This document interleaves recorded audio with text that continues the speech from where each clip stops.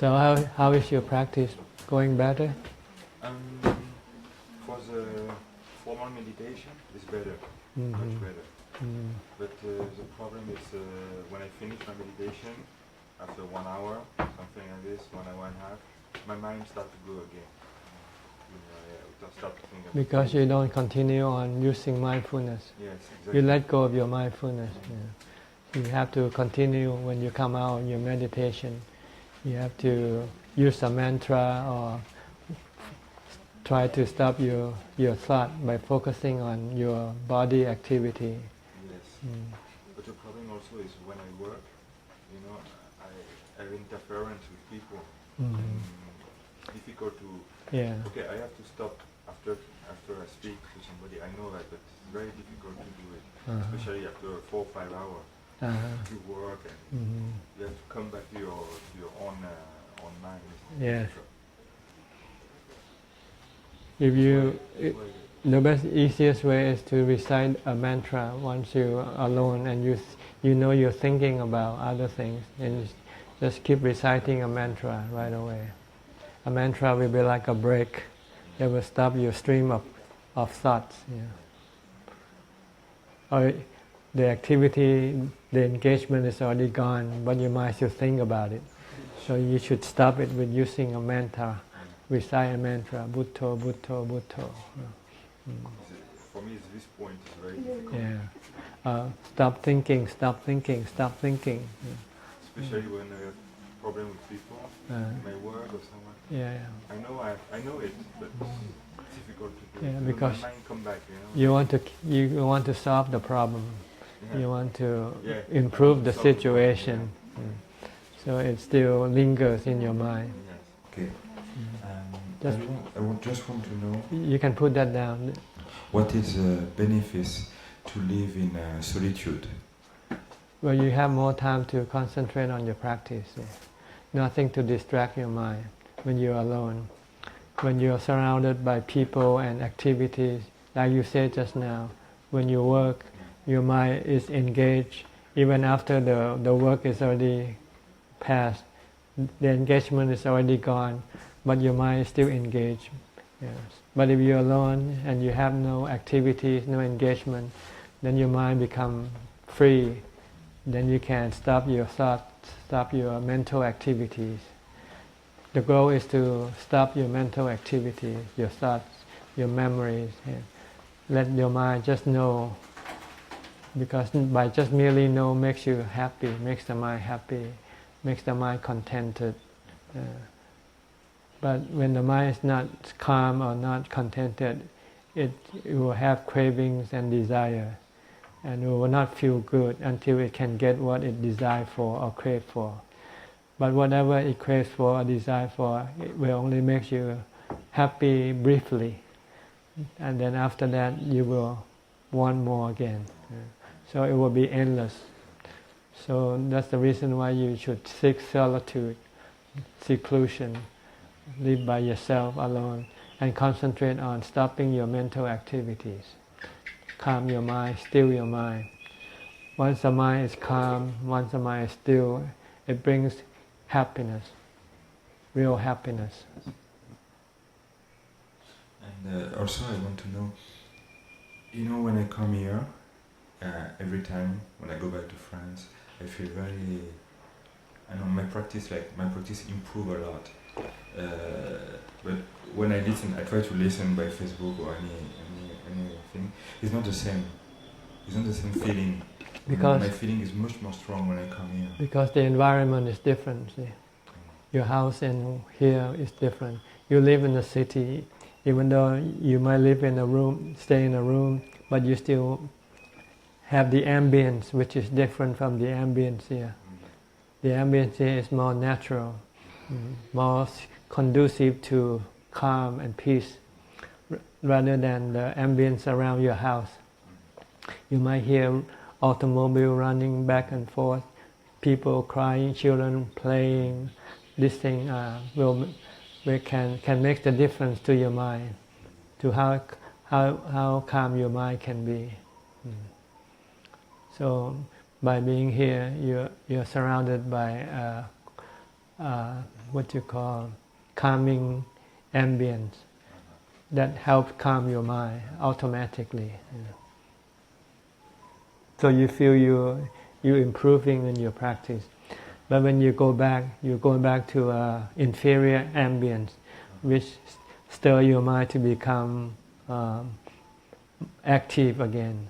So you feel you are not moving forward. So you need a good ambience. The Buddha says solitude or seclusion in the wild, in the forest, in the natural settings is very conducive to peace of mind. And I have another question also. I translate many of your talk in French, and let's say 95% of people are very happy and they learn a lot about what you say. But sometimes 5% of them they are not happy, or they foreigners sometimes are very either for or against. Yes. When you talk about something that they have already preconceived notion, yes. And then they will not want to listen to what you have to say.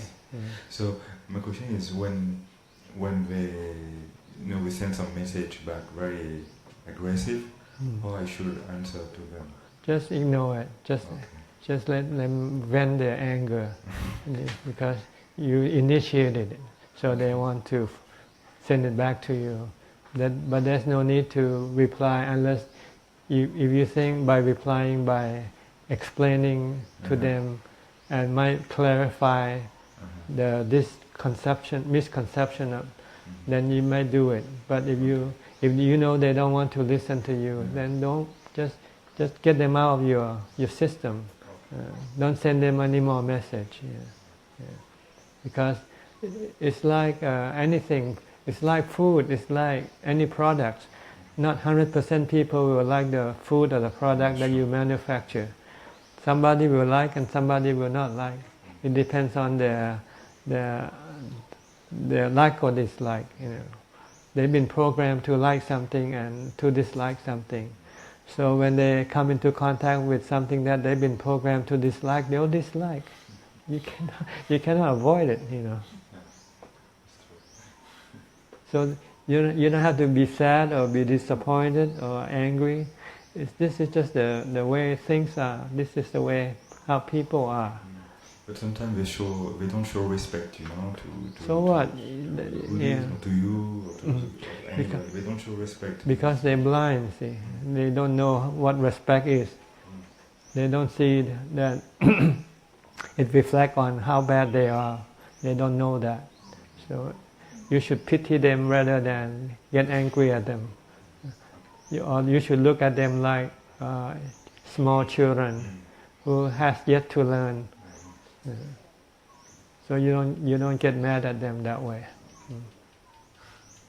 They don't have the wisdom, the knowledge of how to behave themselves toward other people.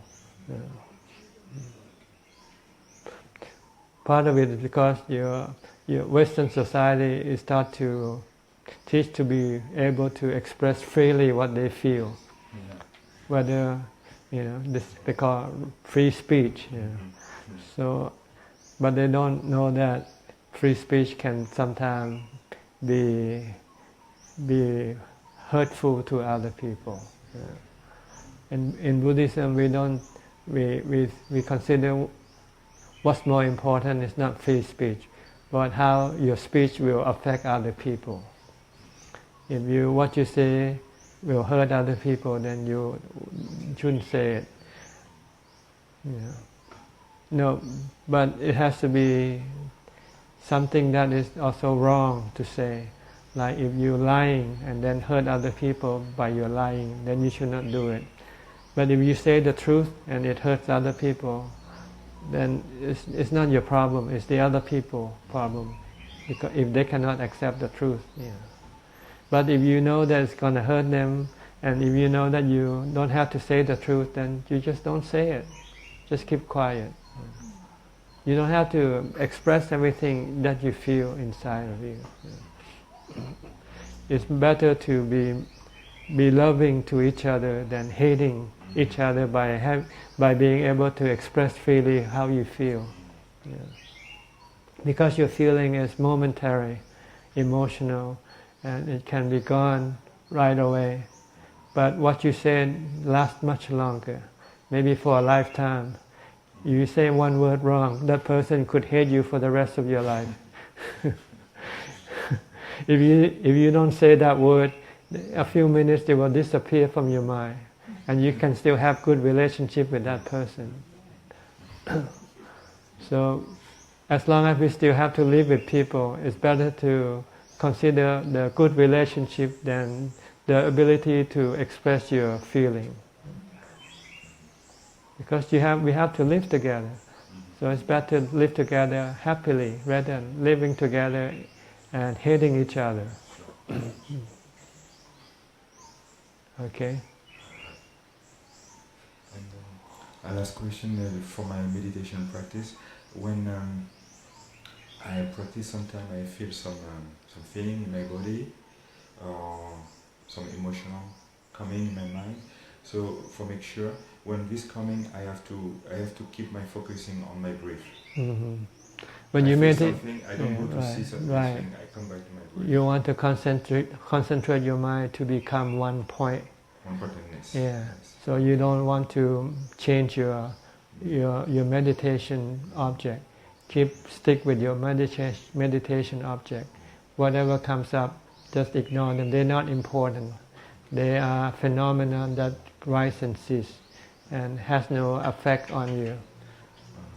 But if you become distracted, then it affects your practice.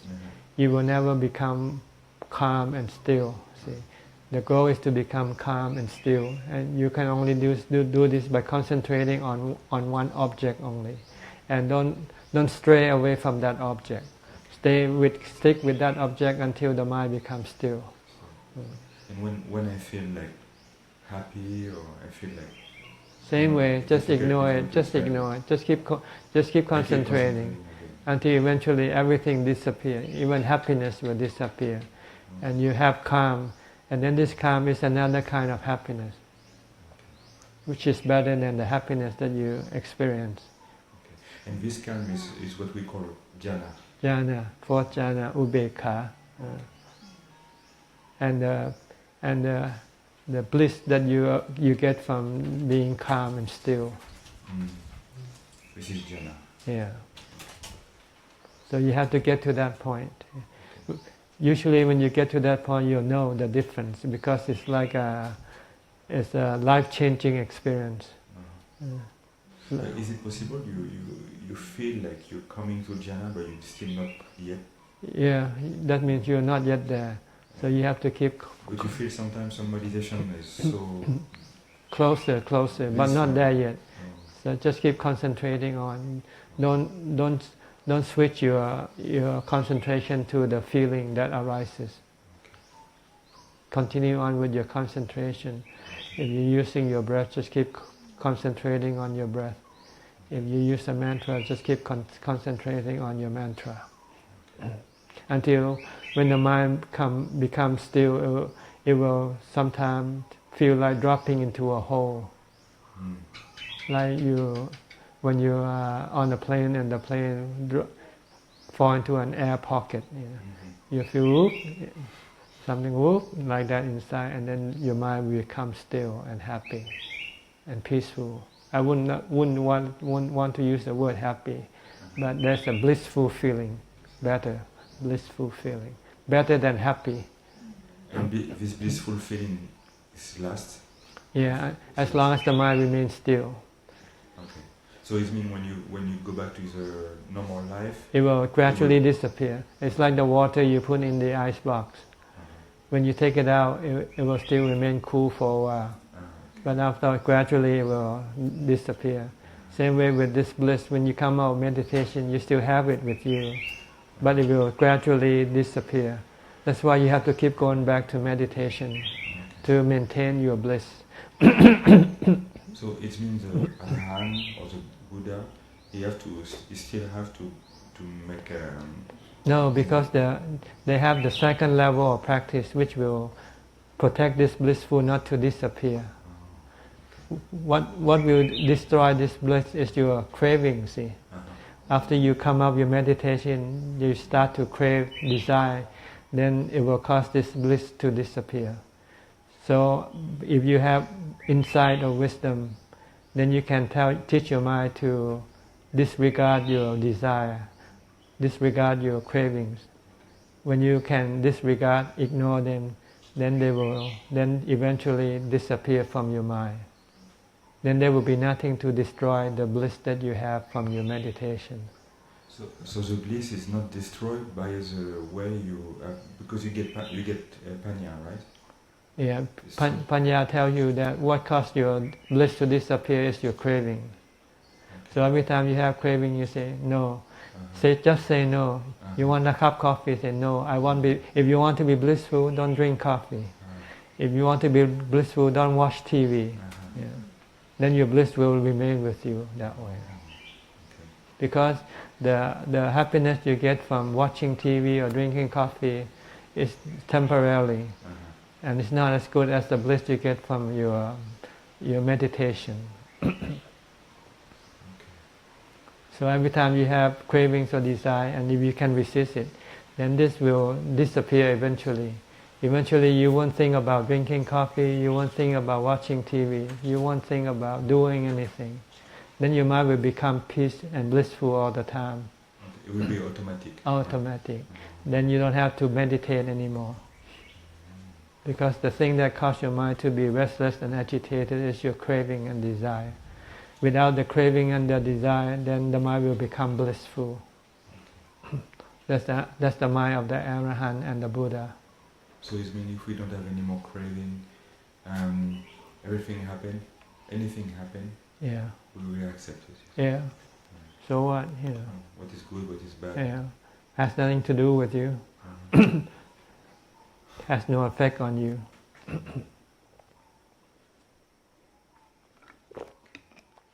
you very much. So actually it's not my question, it's question from Facebook. From French people, we want to ask question after. Yes, go ahead. Okay. So one question from Jean, he said, some masters say we have to labeling our feeling or our emotion during meditation. What can Ajahn think about this technique? Well, there are many different techniques, so I cannot say whether it is good or not. You have to try it. If you do it and you find it can stop you from thinking, then it's good. The whole point is to stop you from thinking aimlessly. Normally you keep thinking about this and that and this. Yeah. So you want to find some work for the mind to do, so it doesn't go think about this and that. So there are many different methods. The method I used to teach is to use the mantra, like recite Bhutto, Bhutto. But some other places they might let you watch something and then label it, like you say. So if it works, it might work, it might not work. Maybe for people, sometimes it works this way, sometimes it doesn't. So you just have to try it. Yeah, you have to try yourself. The purpose is to be mindful, see, to bring your mind here and now. Normally the mind don't want to stay here and now. The mind wants to go to yesterday, to tomorrow, to France, to England, to all over the world. So it doesn't become still. What you want to do is to fix the mind to be in one place, to be here and now. So you have to look at something that is happening here and now. Like if you use feeling, then you say feeling is arising, feeling is falling. So you got something to keep your mind here and now, and not think about what you're gonna do 2 days from now or what happened yesterday. See, the whole purpose is to stop your mind from going here and there, and be here and now, and just be aware, be conscious of what you are doing at the moment. That's all.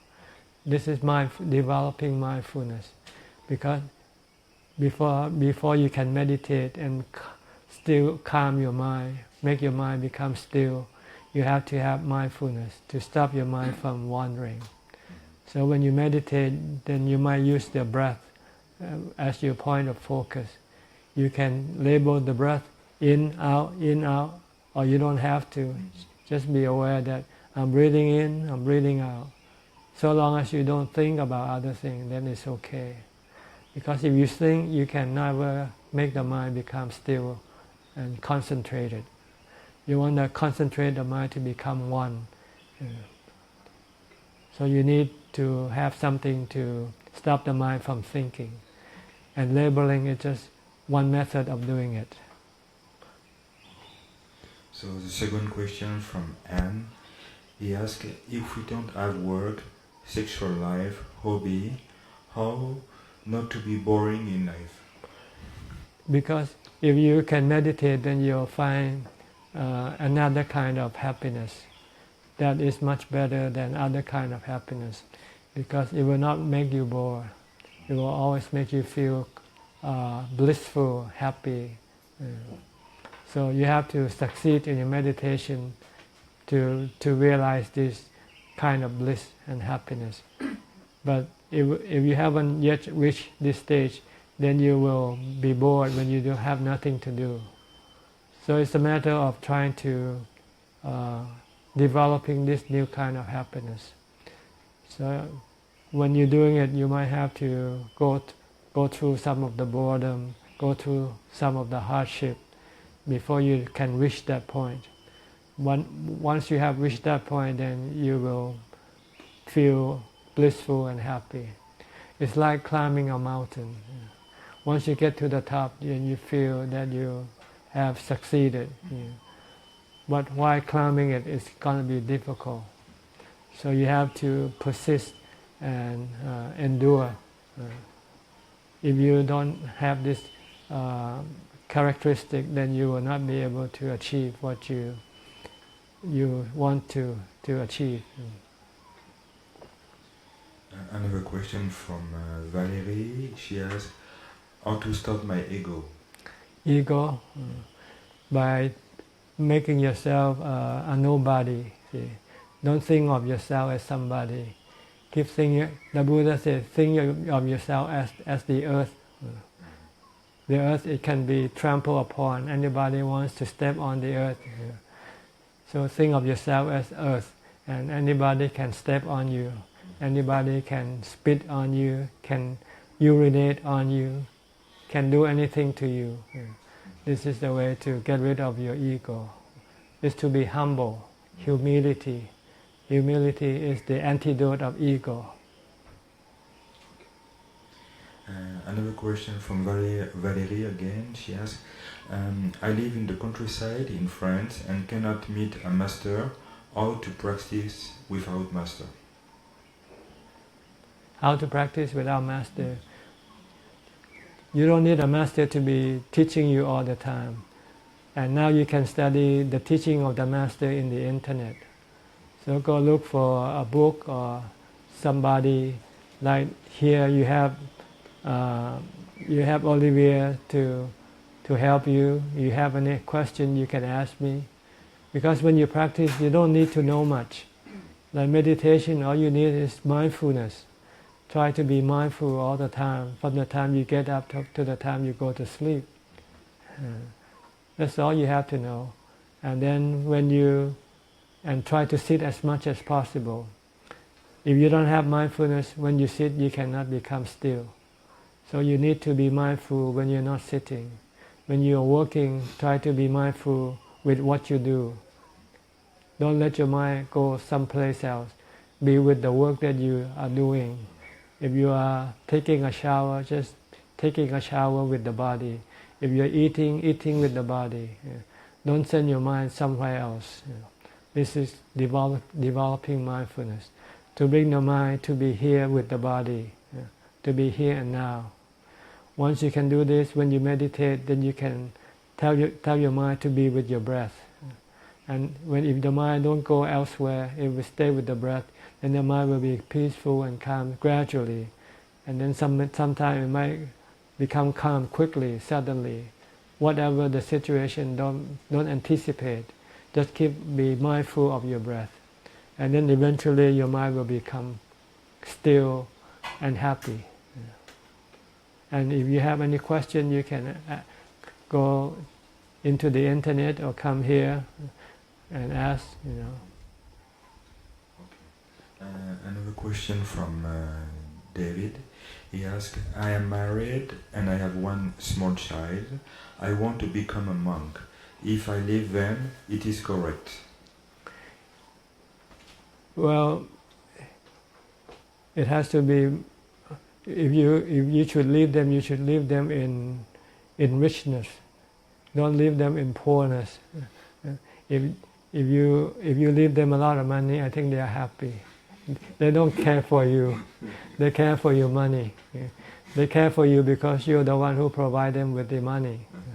So if you're not there, if your money is there, I think it's correct. It's okay. But if you leave and take all the money away from them, I don't think this is correct. Like the Buddha, he left, but he left all his money with his wife and with his children, with his son. So he knew they are well taken care of. So it's just a matter of whether they can be taken care of or not. That's all. And the last question from Emily. She asked, I am a person who give a lot.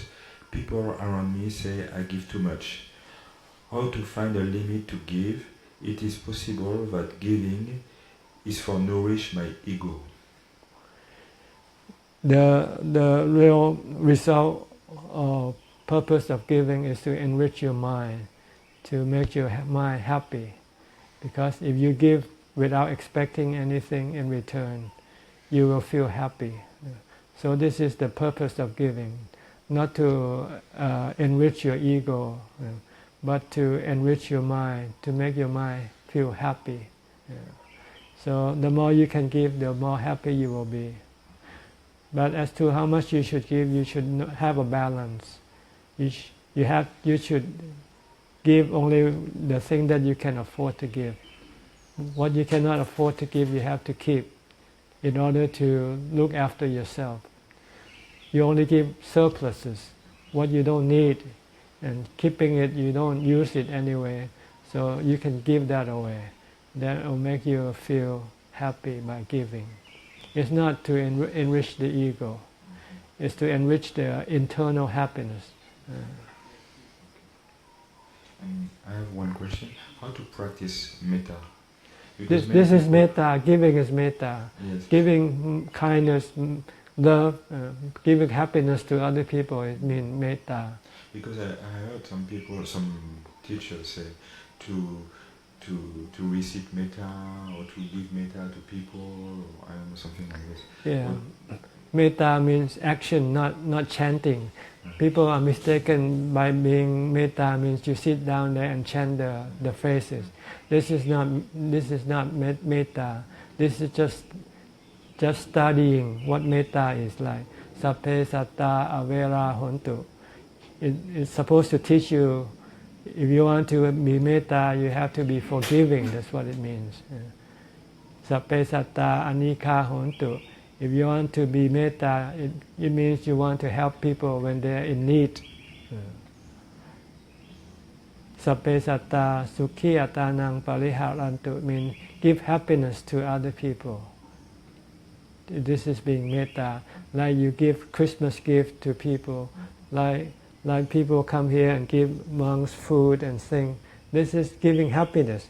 This is metta. See, metta is action, not chanting. But most Buddhists, they got confused. No one tell them the truth. They thought that in order to be metta, you have to sit and chant. Then you have metta. That's not the case. You have to be forgiving. When somebody did something wrong to you, you say, "Okay, forgive you, no problem." Because it's good for you and for the other people. When you forgive, you feel good. If you're angry, you feel bad. See? So if you forgive, then you will not feel you will not be angry. then you will feel good. And the person that you are angry will not get hurt from your anger. So it's good for both. See, this is metta. You have to do it, not chant. Chant just to remind you that you have to do these 4 things. See, metta has 4 methods. First, to forgive. Second, to help those who are in need. Third, not to hurt other people by your action. Fourth, to give happiness. Like you have chocolate, like you came here and give me some chocolate. See, you make me happy. You give me metta, and I like you. See, you bring friendship. You build friendship. When you give something to people, people will like you. But just don't expect them to give you anything in return or like you. Just give. By giving, it makes you happy, and it will ultimately make people like you. But if you force them to like you because you give, they won't like you. You will not. Don't expect anything from them. Then eventually they will like you. Maybe not the first time. The first time they think, oh, you're just testing me, or you're buying me or something. But if you keep giving, when they need your help, you help them. When they did something wrong, you forgive them. Then eventually they'll love you. They'll be your friend. See, so that's the purpose of giving metta, to build friendship. But you must not expect anything in return from the people you give. Because if you do, then it's not giving, it's trading. I give you this, you give me this. Okay? Is that all? Yes. Another question.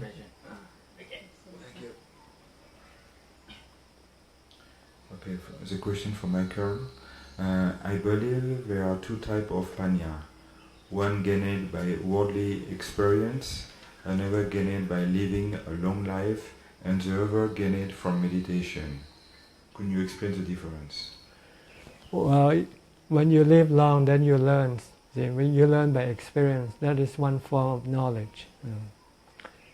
And the knowledge you gain from meditation, that's another form of knowledge. It's more about the spirit, more about the mental state of mind that you cannot learn by if you don't meditate. See, when you meditate, you see the changing nature of the mind. The mind can sometimes become very violent, like a volcano. Sometimes it can become still, like a still water. So then you get to learn the nature of the mind, and you get to learn to know how to manipulate or manage your mind. See, when you meditate, you actually learn how to control your mind. That's the whole purpose of meditation. So this is another type of knowledge. So there are many different kind of knowledge, and you can learn from different methods. You can go to the school, university, then you learn from your teachers. You can learn by working. When you work, you learn how to make money, how to invest your money. You don't have to go to college to learn this. You can learn by doing it. So there are many different ways of the way to gain knowledge. Another question is, you say we have to control our mind, but in the same time, the Buddha says everything is anatta. We cannot control anything. So why we can control why we try to control our mind in the same way we know we cannot control anything? We can control, because if you don't control the mind, then the mind control you. See, when he say everything cannot control, he doesn't mean the mind. Except the mind. Yeah, the mind you can control, but everything else outside your mind you cannot control. Like your body is not the mind, you cannot control. The weather you cannot control. Your money you cannot control. Your wife, your kids you cannot control. But you can control your mind to make it calm and happy regardless of whatever happens. See? We're doing the wrong thing.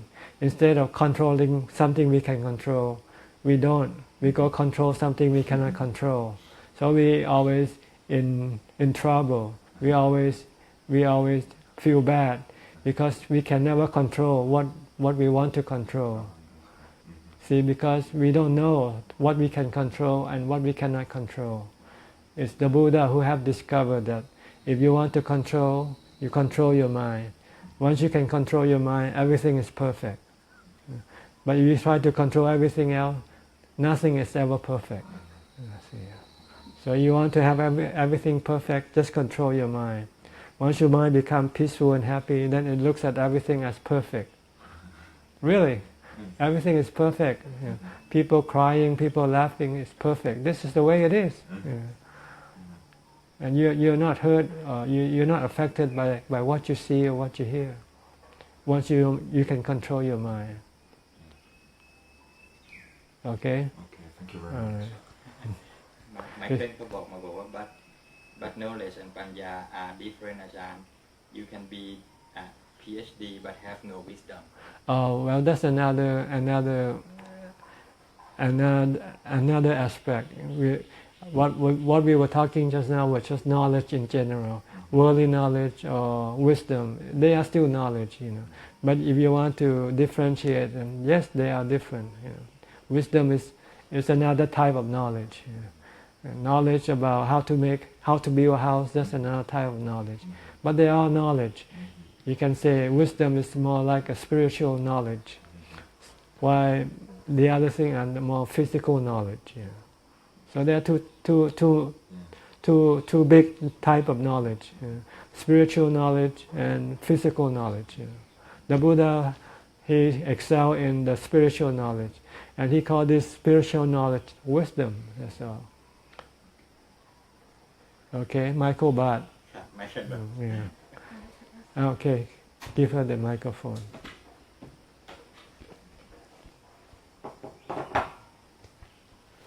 Sadhu Bante. First thing I'd like to ask, it is said that the life of Sasana is 5,000 years. Is it true?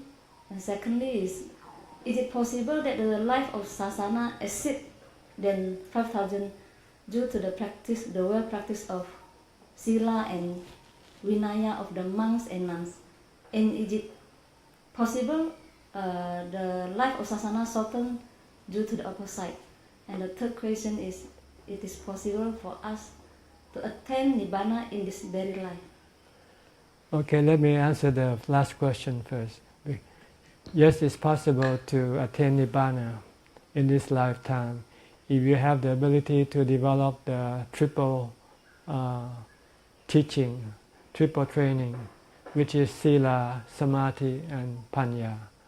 Meaning, Sila means the precept, keeping all the precepts, stopping doing any evil deeds. Second, develop Samadhi until your mind becomes perfectly still. Thirdly, teach your mind to see the Four Noble Truths and the three characteristics we call Panya or wisdom. See, if you can develop these three things, you can become enlightened right now. You can reach Nibbana right now. And back to the first question, the 5,000 years.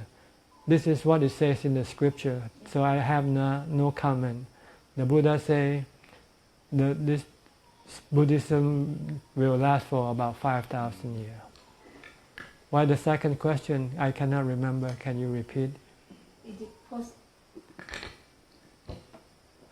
As it is said that 5,000, is it possible exceed 5,000 due to the practice of Sila and Vinaya of the monks and nuns, Upasaka and Upasika, or is it possible also for the life of Sasana become shortened because of the improperly practice of Sila and Vinaya of the monks and nuns, Upasaka and Upasika?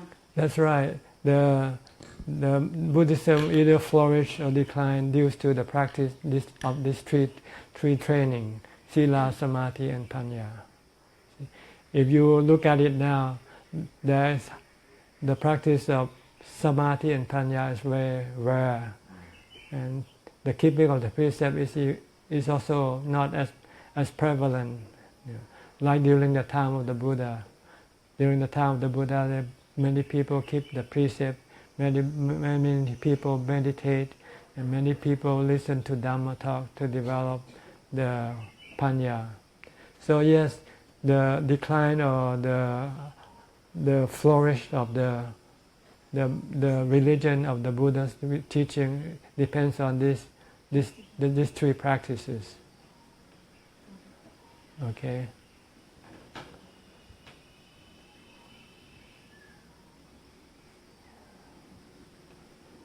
Is that all for today? Okay. Your friend want to ask? No question. Okay. Now we go to the Thai. So I have one question from Jeanne. She asked, sometime my father or my customer in my work ask me to do many things. Because of my metta, I always say yes to them. But after, I don't have any time for me to practice meditation. It is right, or do I have to learn to say no to them? Well, it depends on what you want. If you want to practice metta, then you cannot say no. But if you want to practice meditation, then you have to say no to them. So it's up to you, which is more important to you. Both are good practices, but meditation is better for you than having metta toward other people. So you might have to prioritize, or you might have to divide the time, maybe half of your time for metta and then half of your time for meditation. Depends on how much time you need for your meditation. You should first consider meditation to be more important for you than having metta. So if you need the time for meditation, then you should have provided the time for meditation, and the remaining time then you can give it for metta. If you want to have 100% of your time for meditation, it's okay also. It doesn't mean that you don't have any metta, but it's just that you don't have the time for now to have metta. But later on, after you practice meditation and you finish your work, then you will have all the time to have metta for other people. Like the Lord Buddha. When he practiced for 6 years, he didn't have any time for other people. He spent all the time meditation. But after he became enlightened, then he spent the next 45 years helping other people.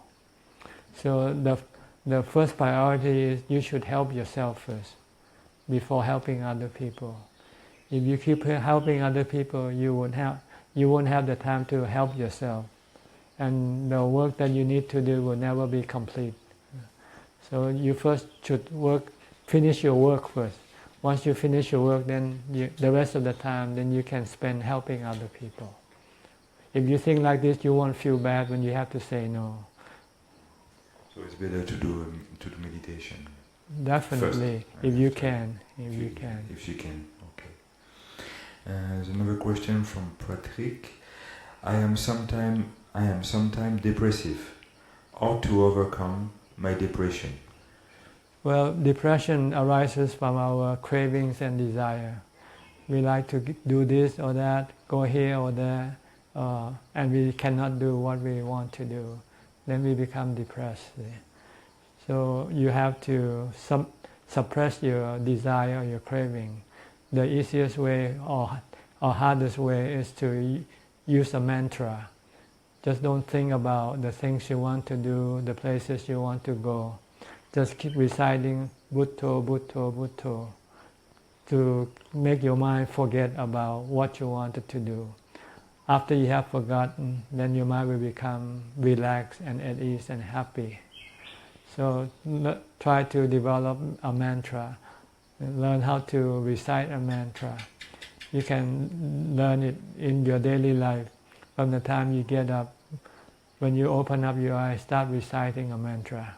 While you continue on with your normal routine, which doesn't require any thinking, like washing, brushing your teeth, combing your hair, eating. Just try to recite a mantra. This will prevent your mind from thinking about going here or there, doing this or that. Then your mind can be happy without having to do anything. So try to learn how to use a mantra, recite a mantra. Any word or any phrases you like. If one word is too short for you, you want it longer, you can use Buddhist phrases like Buddhaṃ saranang gacchāmi, Dhammāṃ saranang gacchāmi, or some chanting. If you know some other phrases in French, you use it. Do anything just to stop you from craving and desiring for things. Then your mind will become relaxed and happy. Another question from Nicole. She asked, desire go away with panya or by resisting the desire? Both. Panya tells you why you should resist your desire. See, Panya will tell you if you follow your desire, you'll get stuck in a vicious cycle of craving and then do what your craving asks you to do. And after that, new cravings will come up. So this is a cycle that you get stuck in. With Panya, will tell you this is not the way to go. The way to go is to resist your cravings. Don't follow your cravings. Like smoking cigarettes. If you crave for cigarette and if you smoke, then a few hours later you want to have another cigarette. But every time you crave for cigarette and you say no and don't do it, then eventually the craving will disappear from your mind. So this is Panya. Tell you why you should not do what your craving asks you to do. This is Panya. Because by doing what your craving asks you to do, you will get stuck and you will be in a bad shape when you cannot do what your craving asks you to do. You will feel bad. So it's better to resist your craving. And if you can resist your craving every time it arises, eventually it will not come back. It will disappear. But if you follow your desire, it will keep coming back. Stronger, more and more. First you might start smoke 1 or 2 cigarettes a day, then you start to 5 or 6, then the next you go to 10 to 20, 1 pack, 2 pack of cigarettes. It just keeps multiplying until your body cannot handle it. So this is Panya, see? This is wisdom to see that this is not the right way to fix your problem. To fix your problem is to resist your cravings. Any kind of craving, they are the same. Can we say Panya is intelligence? Intelligence, yeah. Yes, knowledge. Knowledge. Like the doctor tell you, don't smoke. Smoke is bad for you. This is. And she say also for resisting. Resisting, this is the only way to get rid of your craving. See? Every time you resist your craving, then your craving will gradually disappear. They become weaker, and eventually they won't come back. Another question from Monique. She said, mindfulness of mind seems more clearly to me than mindfulness of body. It is important to focus in mind or in body. Well, if you using your body, then you have to be mindful of your body. If you don't watch what your body is doing, you might doing something wrong. Like walking, if you're not watching where you're walking, you might walk into a tree or run into or fall down because you step on something slippery. So mindfulness is really mean carefulness, to be careful what you do. So if you have movement of your body, then you have to be mindful of your body. But if your body is sitting still, then if you want to watch, you can watch your mind. And there is watching the mind, you have to know what are you watching and what you're supposed to do. See, watching the mind, the purpose is to stop your mind from thinking. Because if you cannot stop your mind from thinking, if you watch it, it doesn't do you any good. Why you want to stop your thinking? Because your thinking will create craving and desire, and then create depression, create restlessness and agitation. So watching the mind means watching your thought, and stopping your thought. So you have to learn how to stop your thought. Then you need something to stop your thought. The easiest one is to use a mantra. Keep reciting a mantra, watching your breath. So you have to come back to have something to fix your mind, to stop your mind from thinking. Watching your mind just to make sure that your mind is not doing anything bad. Okay, if your mind is not thinking, or if it's not creating any problem, then it's okay. But when it starts to create problem, you have to know how to stop it. If you don't know how to stop it, watching it will not be any benefit. But even if you recite a mantra, your mind sometimes go to think about something else. You have to so bring you it back. To be mindful to say, oh, yeah, my mind come go back, there, come back. Right. It's like a tug of war. One part of your mind will pull you away. One part of your mind is pulling you back. Right now, the part that pulling you back is very weak. The part that pull your mind away is very strong. So you have to try to develop a lot of mindfulness. So this is come back to where you have to be mindful all the time. Not just when you are sitting. You have to be mindful from the time you open up your eyes to the time you go to sleep. If your body is moving, then you have to watch your body, to be mindful of your body. But if you're not moving, then if you can watch your mind and stop your mind from moving around, okay. But if you cannot, then you need something to stop it, like a mantra or watching your breath, you see.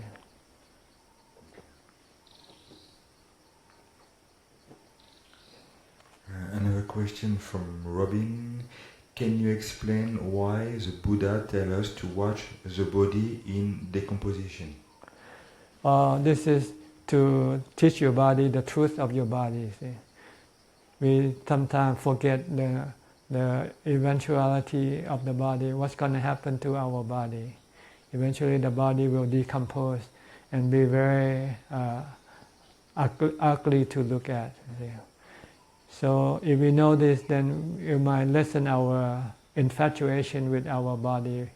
Right now we tend to look at our body and we want to keep it good looking all the time, And sometimes we go through a lot of problems, a lot of trouble just to make it look good, But if we know that eventually, no matter how hard you try to make your body look good, eventually it's gonna decompose. So then it might bring you back to some senses that maybe I shouldn't be too involved with this keeping the body good to make it good looking. Maybe all you need to do is just to keep it clean and make it functional. That's all you need to do. Then this will relieve you a lot of stress of looking after your body. See? And it also teaches you to learn to let go of your body. That the body is temporary. You and the body is two separate persons. You are the mind, while your body is your servant. See? So you use the body to do work for you. Tell the body to go here and there, to see, to hear things for you. But you have to realize, constantly be reminded that your body will one day stop working. And then what are you gonna do? So if you rely on your body, when you can no longer rely on your body, on your body, you will become sad. You will become very unhappy.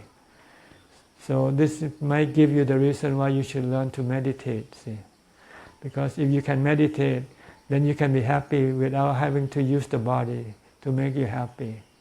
So when your body get old, get sick or die, you can say, it's okay, I can still be happy by meditating. When you meditate, you don't use the body, you use mindfulness instead. So this is part of the reason why you should look at the impermanent nature of the body, to tell you that you cannot rely on your body forever. So you have to look for an alternative way of making you happy. And this alternative way is developing mindfulness. Because if you have mindfulness, then you can sit down and meditate. And you can be happy without having to use the body. And this is my question. What about anatta? Anatta, just to let you know that the body is not you. You are the mind, see. The body comes from the four elements. From the food you eat, from the water you drink, from the air that you breathe in. You cannot control it. Anatta means it's nature. You cannot tell it not to get old, get sick, or die. That's what. But it's not a soul. It's just the four elements. It's just like a phone. No, I don't mean about the body, but the other part, the chitta. The mind. The mind. The mind is not the soul, because because anatta is not the soul, right? No self. There's no self. The mind has no self, but the mind creates a self to fool itself. Like thinking, you think you are you. So you are created by your own thoughts. See? But when you stop thinking, then your self will disappear temporarily. Your self, your I will arise from your thoughts. See? That's why when you meditate, after you stop thinking, then your self will disappear. Then all that is left is the one who knows. See? That is the mind. The chitta, right? Yeah, the chitta, the knower. The knower is the chitta. So it's not the soul, like for Christian people they speak about the soul or something. I don't know what the soul is, but the chitta doesn't die with the body. The chitta, after the body dies, it goes to look for a new body. Or, for example, if Olivier died, Olivier will not reborn like Olivier. Yes, you will reborn as the old Olivier with a different body, with a different name. But you will still do the same thing like you did before. If you like to drink, you will drink. If you like to smoke, you'll smoke. If you are right-handed, you'll be right-handed. Everything is the same. All you did change is your body, that's all. Okay. It's like you're changing your clothes, but you still do the same thing. See? Everything is in the mind, not in the body. Okay. All your habit goes with your mind. What you like, what you dislike, go with your mind. Thank you. Okay. No, เดี๋ยวเราให้เอาภาษาอังกฤษให้จบทีเดียวก่อนเดี๋ยว Someone go ahead. No, I want the English. No. Okay. You want a question? You want to put a question? No, you finish your question first. Finish. Okay. You want anything? Is there time for English question? Yes. Okay. Send the microphone to him. ช่วยส่งไมโครโฟนไปให้เขาหน่อย I don't want to mix the language because we have to. เดี๋ยวเราภาษาไทยเราเดี๋ยวเอาภาษาอังกฤษให้จบก่อน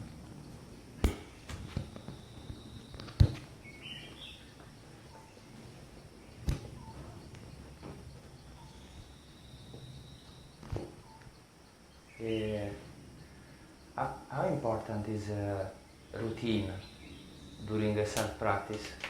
Let's say when you were deciding, okay, this week I will fast, or I will meditate 5 hours sitting, 5 hours walking.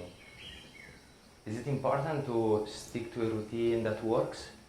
Yes, because it keeps you busy. See?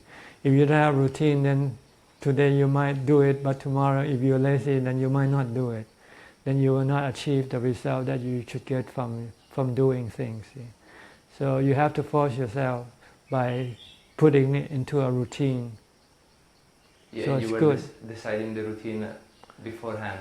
Well, if you cannot decide, then your teacher will decide for you. When you go stay with a teacher, then he'll tell you when to do, what to do. Then you have to do according to what he tells you to do.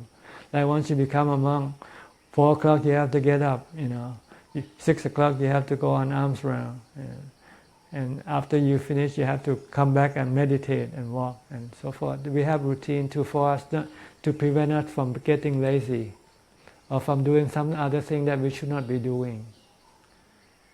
My second question is what's the cause of a jhana state of being? Like mindfulness. Mindfulness, if you can have mindfulness, you can stop your thought. Once your thought become still, then your mind become jhana. That's all. It's not about how many hours of practice and so on. Just the moment you get there, with a strong mindfulness that stops the mind, automatically the jhana state happens. Yeah, the jhana can stay long or short, depend on the strength of your mindfulness. The stronger the strength of your mindfulness, the longer you can remain in jhana. I notice after living here, so that after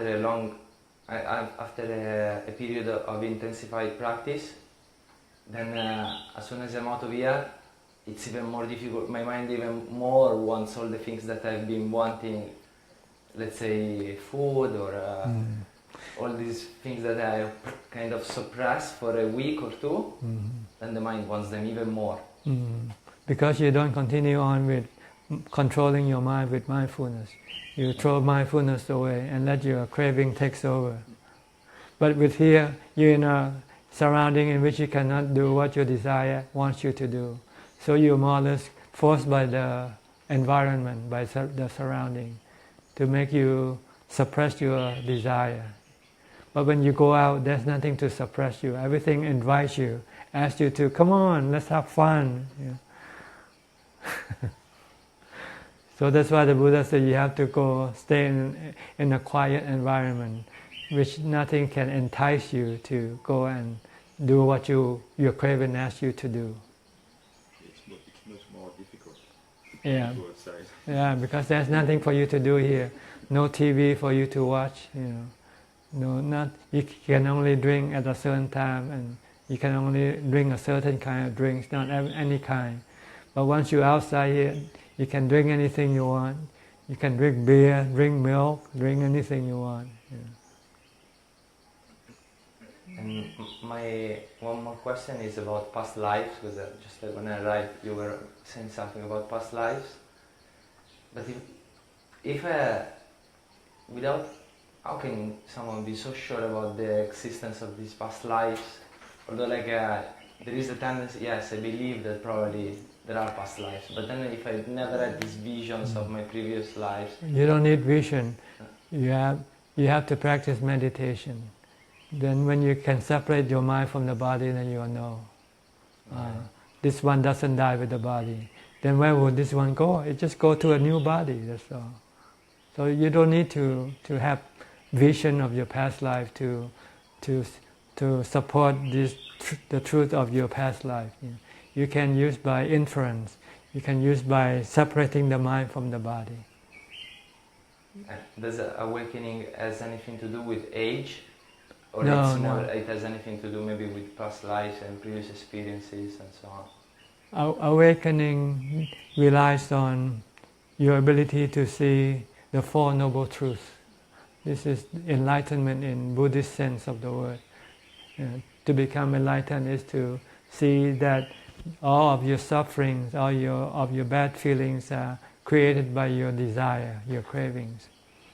And if you can see that your craving is bad for you and you should resist and stop it, and if you could stop it, then you will not have any more suffering, have any more bad feelings in your mind. So this is basically what it means by becoming enlightened. Because if you can suppress or get rid of your desire, you can automatically stop your mind from taking a new birth. Because if you have no desire to see, to hear, then you need to have the body. But as long as you still have the desire to see or hear, to go here and there, then you need to have a body. Then after this body dies, then you go and get a new body to continue on with your desire. See? Okay? Okay. All right. Is that all? I had asked a question on Facebook when I was not here. Yeah. But I don't know if it got sent. Yeah, we got it. So I will look for the reply on the videos.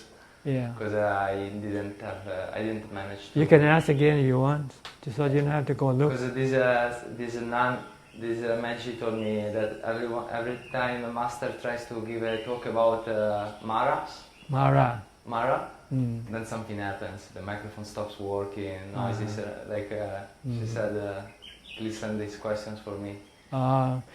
It just happened to maybe coincidence. There's no such thing as Mara.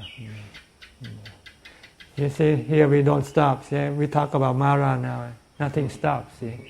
So it just might something might be wrong with the system and just stop functioning temporarily. So people try to explain things by saying, "Oh, this is Mara. This is something supernatural." But it's not, simply because they cannot find the answer. Like people in the ancient time, they're afraid of the falling stars. They say, "Oh, something is bad coming, the spirit or something." But nowadays, people are not afraid of the falling star. They know they're just meteor, So if people cannot find an answer to some of the happening, then they blame it on the supernatural thing. That's all. Because I remember she mentioned that because I thought when I was practicing more intensively here, then this loneliness came and these doubts came and whatever came to disturb more those days that I intensified the practice. And she told me, that's Mara. Well, Mara can be a name to refer to all the bad feelings that arises in your mind. We call it created by Mara, which means Mara is really the defilements. We use it a different name, calling defilement as Mara, that's all. It's the defilement that causes all these bad feelings to arise. Okay? Okay. All right. Okay, you can ask question. Okay. So the first question from Florence. She said, "My father, mother are very anxious. Every time they have problem, they call me.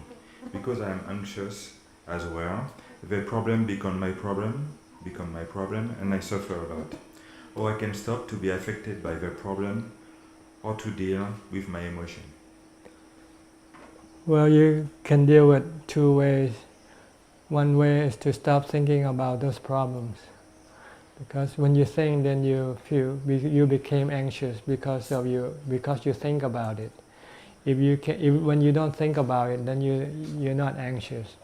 So when you feel anxious, just try to sidetrack your mind to a different track. Bring your mind into a different track, like changing track of the railway. Like changing track of the train. If the train is going this way and is bad, then you change track. Same way with your thought. When you are anxious about something, then you should think of something else to replace the thought that makes you anxious. Like reciting a phrase or a mantra. Like if you like Bhutto, just keep reciting Bhutto, Bhutto, Bhutto, and not trying to think about the thing that makes you anxious. If you can stick with Bhutto, Bhutto, or you can chant something, keep staying with that. Eventually you will forget what makes you anxious. But it will not go away. Every time you go back and think about it, it will make you anxious again. So if you want to eliminate this anxious completely, then you have to use panya or wisdom. And wisdom in Buddhism is to look at the cessation of all formation, that everything rise and cease. Everything, whether your father, your mother, you, yourself, eventually you all gonna die. Once you die, then all this problem will disappear. So just tell yourself that let it be. If you cannot solve the problem, just leave it be. Because eventually you're gonna die and all these things will not matter anyway. So this is wisdom.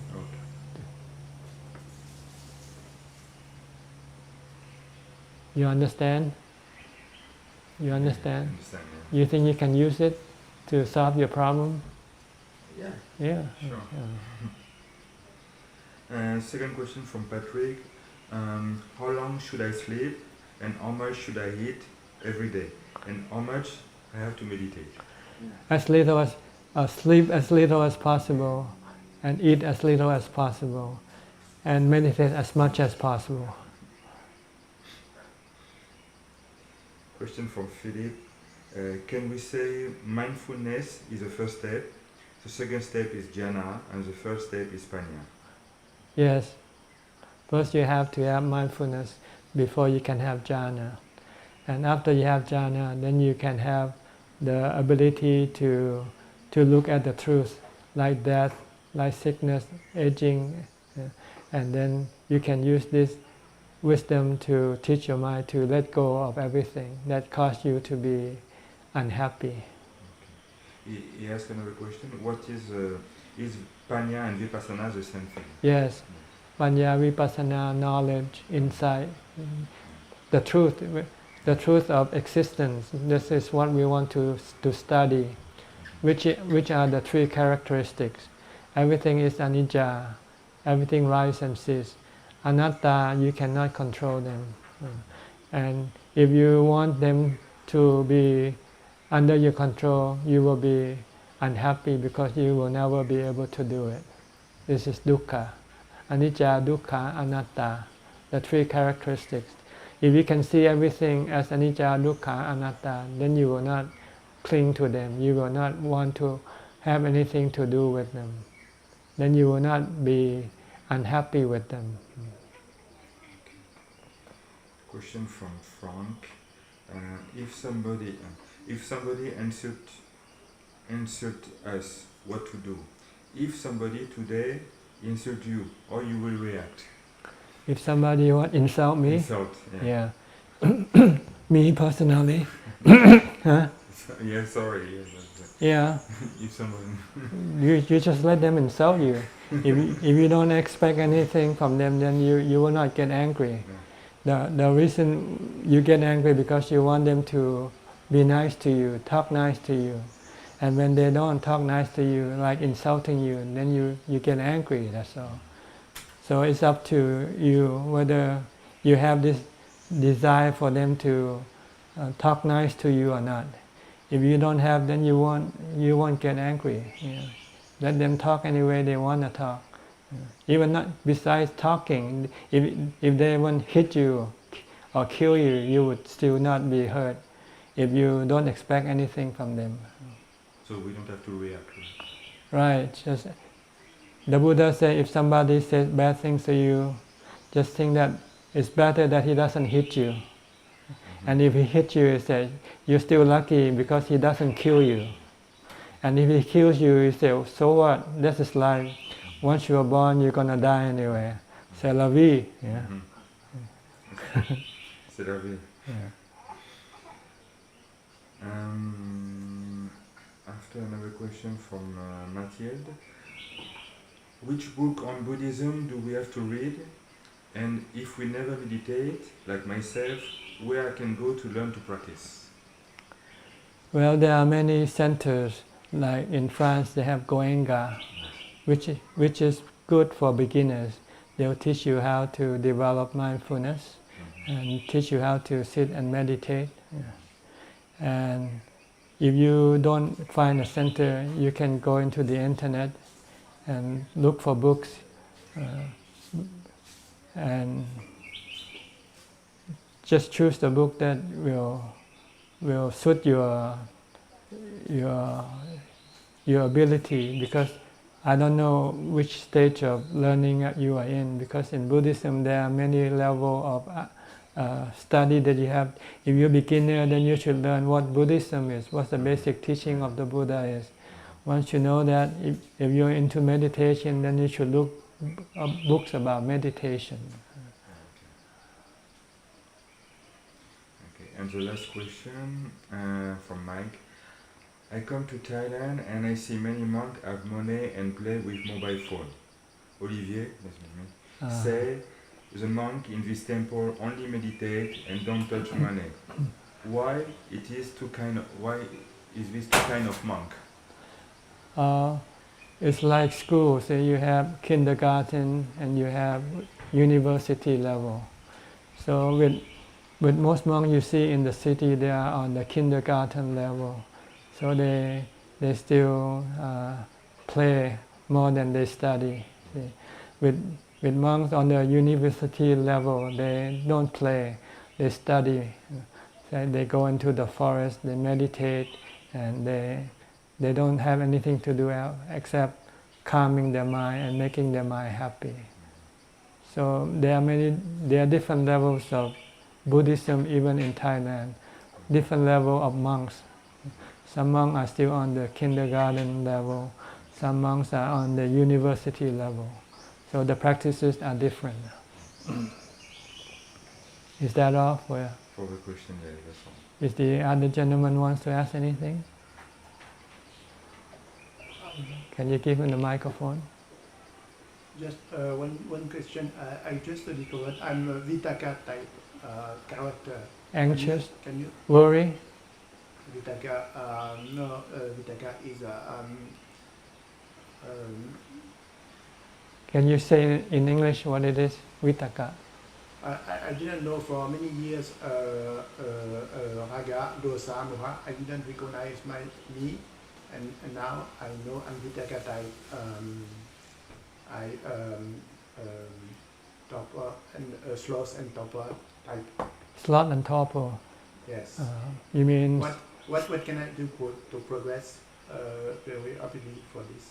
If you have sloth and torpor, you have to use energy. You have to energize yourself to become energetic, to be active.